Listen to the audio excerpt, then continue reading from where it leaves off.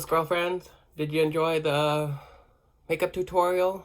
If not, you're here for a book review. So it's Book Review Tuesday with me, Mondo. If you're enjoying what you're watching and you like makeup and seeing me do crazy looks, sometimes they're not crazy, like this one's not crazy. But if you like hearing about makeup and books, make sure to subscribe, share, comment, like, whatever it is. Okay.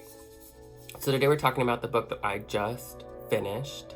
It is Eva Evergreen, Semi-Magical Witch by Julie Abe. First of all, it's by a person of color, which is great. Isn't she cute? Oh my god. Cute. Okay. Stop being superficial. Okay, so the book follows Eva Evergreen. And she is in a land where witches are dwindling and are not as plentiful as they were. And her mama happens to be one of the most powerful witches in the country. Now, Eva has blossomed later in life, so she's only come into her powers kind of recently. Her mom apprenticed a younger boy, and Conroy. Ugh, what a little pain in the butt. I guess he manifested his powers right at birth, and so he's so fabulous, he thinks, and everybody just loves him. But I love Eva because she's just so great.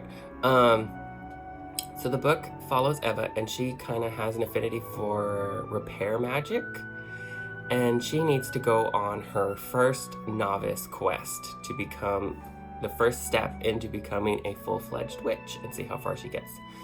So she gets, after some trials, she gets her little ticket and gets on the boat. Now she's one of those little girls that she tries so hard to do the best things, and it doesn't really work out all the time for her, and her mama has to save her. And now she's going on this trip and to this new city, and her mama ain't gonna be there to save her. She has to do it all by herself. And they have this bad storm that comes in every year called the Culling, and it's gonna come in this year, and they're really worried about it because last year it basically swept away one of the other cities. So Eva goes to this city, and the mayor's kind of like, I wanted somebody better, not a little girl. And she's like, well, you got me. I can do it.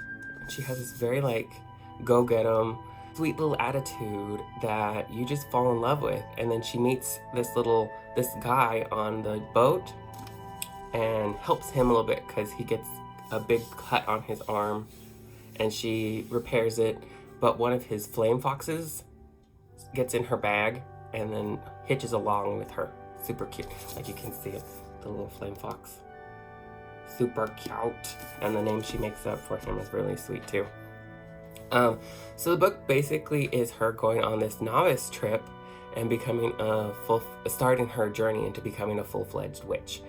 But I just loved it because it was all about learning to do things your way, and that's the best way to learn how to become better and do the best you can, is to not do what everybody else is doing. Do what you do. So, like, just because a spell worked for her mom means that it probably won't work for her. So she has to figure out what kind of spell is going to be right fit to get her mind into the right place to make this happen. And it's all about friendship and learning to love yourself and becoming the best you can be, and going up against adversity. Just loved this book. I read it in probably like 2.5 days, I think. Fully put together over probably a week. I read it over a week. Let's just be honest. I lied. See, from the last one, I didn't lie. But it's just such a cute book. I wanted to keep reading it and find out what was happening with Eva and her life and see where she got. Like, was she gonna make it? Is she gonna die? Like, there's parts where she gets herself, and then the mayor does not give her any favors. The mayor does not help her at all. The mayor just kind of like doesn't help anything. But the mayor's daughter helps a ton, and she makes some amazing friends along the way, and it's so great. it is a young adult, a young reader book, so it is made for children.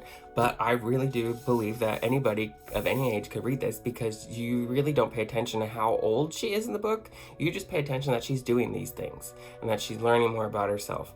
So even though the reading level is lower, it's fun because you don't really have to think about it. There's not a lot of like getting over these huge scenes and stuff like that. It's such an amazing book. I just loved it. I found out yesterday that it's a series.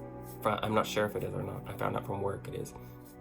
But it's listed as a series, so I'm really hopeful that she continues on with this series because I just love Julie Abe's writing, and this is her debut book. She is fabulous. So find her on Instagram and Facebook and her website. She's so amazing. I can't wait to read more of Julie Abe's books. Anyways, guys, I hope you're enjoying your time out there and being happy and trying to be as happy as we can in these times. Stay safe, social distance, wear your mask right. You have to wear your mask right, and be polite to others. I forgot, the book I'm currently reading is called Something to Live For. A little snippet about it is it's a guy that works in Britain, in London, I think, and he works for the council that oversees people that have died alone, and usually have been found a little bit after their death. It's a little gross, but he does that, and he's been living 2 lives. So at work he tells everybody, oh, I have a wife and kids and I'm so happy and I have this beautiful life, when he goes home and he lives by himself, and he's never really been in a relationship. But the new girl, Peggy, that comes to start working with him, he really likes her and he starts falling in love with her. So he kind of has to have this decision on, should I come clean about my life and the lie? Because it wasn't made out of malintention. He made it out of an accident. That's how he made up the story. And he kind of had to just go with it because everybody at the office was so into family and they were all married and they had kids, blah, blah, blah. So he felt this big compulsion to lie. So I can understand that. Like, we all kind of want to lie to fit in, especially with people around us. So like, it's just sad that we feel that need. So it kind of ties into each other, the books do, and I didn't realize it, that finding yourself and that doing what's best for you is always going to be what's best. So make the decisions out there that are going to be best for you. And then comment and tell me, did something change when you made a decision based on how you felt about it rather than doing what other people think you should be doing? I hope you're having a great morning, weekend, afternoon, evening, weekend, weekday, and you might not be watching this on Tuesday. I don't watch a lot of stuff on the day that I'm supposed to watch them on YouTube, but I love you guys. Subscribe, share, go buy the book, and then comment and tell me how you're feeling about it.